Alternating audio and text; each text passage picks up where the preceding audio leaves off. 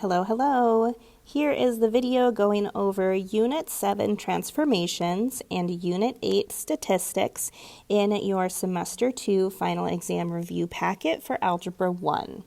So the first thing we're going to look at are transformations. So transformations physically move a graph around, whether it's moving to the left, to the right, up, or down. So number 42 says the graph to the right is a transformation of y equals x squared. Which equation below represents the transformation? So y equals x squared normally starts at the origin, and your graph looks something like this in blue. And so what's happening is this graph is physically shifting 2 units to the left. So I'm going to write left 2 units. So in order to write my equation, anytime I'm moving to the left or to the right, that value comes from our h. So our h always goes inside our function, while k is on the outside of the function, and k will tell us if we are moving up or down. Now, since I am moving 2 units to the left, I would do x minus -2. So where that shift happens, it's at -2 squared. I don't have a k since I didn't move up or down at all. So that gives me y equals x plus 2 quantity squared. So the correct answer for this one is going to be letter B. Which of the following representations translates f of x 3 units to the right? So anytime your number is inside your function, that is going to be moving to the left or to the right. The plus 3 actually means you're moving to the left 3. The minus 3 means you're moving to the right 3. Which is what I'm looking for, so my answer is going to be letter B. But let's talk about C and D anyway. This plus 3 and minus 3 on the outside of your function is telling us that our graphs are moving up or down. So letter C is telling me that I'm moving up 3 units, and letter D is telling me that my graph would actually be moving down 3 units. Okay. Number 44, if the point 4, 7 is on the graph of the function f of x, where will the point be located on the graph of f of x plus 5 minus 2? So the first thing I want to do is I want to figure out what the heck is happening with the transformations. So that plus 5 tells me that I am moving the point to the left 5 units, and I'm also going to move the point down 2 units. So here's the point that I'm working with. 4, 7. Now, you can deal with this a couple different ways. You can actually plot the point 4, 7 and physically make these movements. So I can go, let's see, 1, 2, 3, 4, 1, 2, 3, 4, 5, 6, 7. So here is my original point. I need to move to the left 5. So that is going to put me over here. And then I need to move down 2.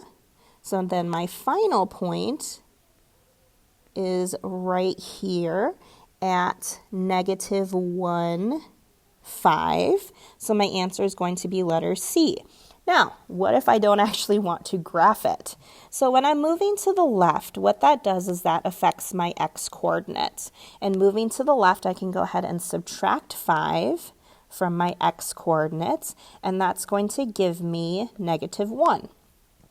For my y-coordinate, I'm physically moving down 2 units. So I would subtract 2 from my y-coordinate, and that would give me 5. So that still gives you the point -1, 5. Just a couple different ways of approaching this particular problem.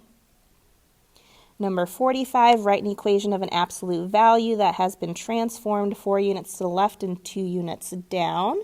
So here is our absolute value function, x minus h plus k, and I just need to put these numbers in the right spots. So since I'm moving to the left, that means I am going to be adding 4 inside, and I'm moving down 2 units, so I would be subtracting 2 from the outside.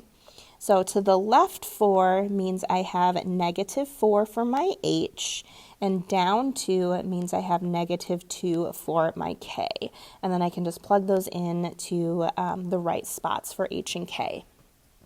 Okay, match each equation with the type of function that it models. So linear, let's see. Usually with linear, we see it in slope-intercept form, mx plus b. Absolute value looks like this. Exponential is going to have a base with x as an exponent, and quadratic is going to have an x squared. So I'm just looking for which one of these would match the different types of functions. So 46, I can see that that is an absolute value function. 47, I do have an x squared, which makes that a quadratic. 48 is slope-intercept formed with just an x and a y, so that's going to be linear. 49, I can see that x is an exponent, so that's exponential. 50, I can see that my x is going to be squared, so that's an x squared, so that's going to be quadratic. This right here for number 50 is also vertex form for your quadratic functions. 51, I can see that x is an exponent, so that is going to be exponential, which is C. 52, I can see that I have an x squared, so that is a quadratic. And 53, I just have a number times x, so that is going to be linear, which is letter A. All right, I think that concludes Unit 7 in transformation, so let's go ahead and move on to statistics. So 54, label each section. So what you're looking at for this one is a box and whisker plot. So if you look at how these are numbered, each number corresponds to something. So number 1 is pointing to this value, number 2 is talking about this value, 3 is talking about this value, 4 is talking about this one, and 5 is talking about this one. So when we have a box plot, each of those values has a very specific name to it. Number 1 is the minimum, which makes number 5 the maximum. Number 3 is right in the middle. That is going to be your median. Number 2 is quartile 1. And number 4 is quartile 3. Number 6 is asking what percent of the data falls in this region. So anytime you have a box and whisker plot, each portion of your box plot represents 25% of your data set. So if I'm looking at these two portions, that's going to give me 25 plus 25, which is 50%. For 55, what is the interquartile range for the box plot below? Interquartile range comes from taking my third quartile minus my first quartile. So my third quartile is 7 minus my first quartile, which is 5.5. So 7 minus 5.5 is 1.5. So my IQR for this particular, actually I think I did some, what did I do wrong? I didn't do anything wrong. It is 1.5. Sorry. Okay, next up. Reading a frequency table. So a public opinion survey explored whether boys or girls can ride their bike to school. The results are summarized in the two-way table to the right. In the girls group, so I'm just looking at the girls group, what percentage can't ride a bike to school? So that is going to be 10 out of my total for the girls, since I'm just looking at the girls group. So that's 10 out of 19. Since I do want this as a percent, I can go ahead and divide those two. That's going to give me 0.526, and that as a percent is 52.6%. For 57, the histogram on the right shows the number of people who say M&Ms are their favorite candy. How many people under the age of 20 say that the M&Ms are their favorite candy?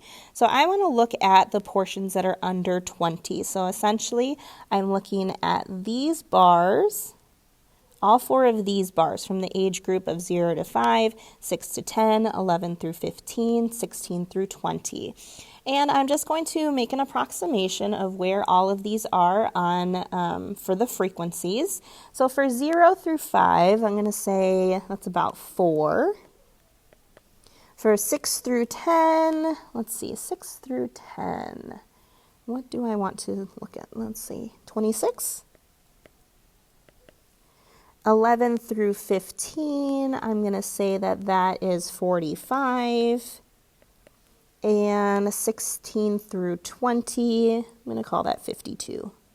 It'd be nice if I had lines all the way across for your histogram, but I can go ahead and total all of those up, and it gives me 127. Ooh, which is an actually answer choice. If your approximations were slightly off from your table or from your histogram, pick the one that's closest to that value. So if you ended up with 126 instead, it would still be 127. Just because your histogram is slightly difficult to read since you don't have the lines going all the way across. Okay, looking at the dot plot below, is there an outlier? So if I look at my data set, I can kind of see, let's see, our distribution is kind of everywhere. You don't really have anything that's too far outside the data set, so I'm going to go ahead and say that there is none. There's no outlier. Usually your outlier would be pretty obvious, like for example, if this continued and I had like 12 and one little dot hanging out at 12, I could call that an outlier, but this distribution looks pretty good for the most part. So I'm just going to say that there are no outliers.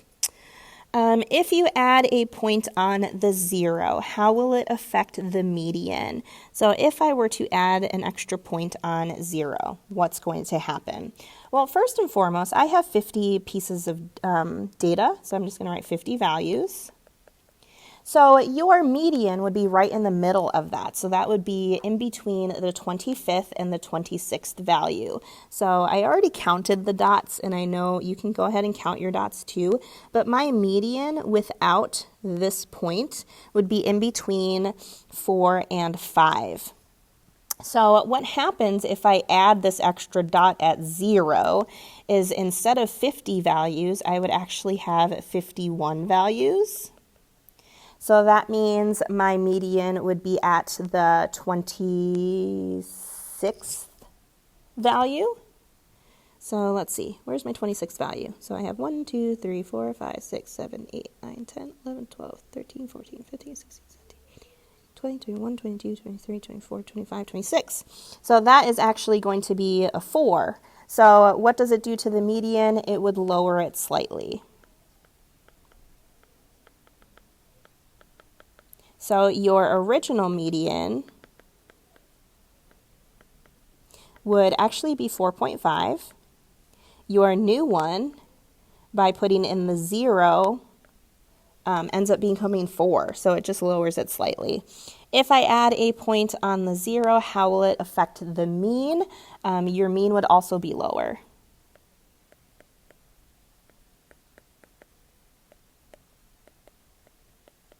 So anytime you're adding a value that's lower, your mean is going to get pulled in that direction.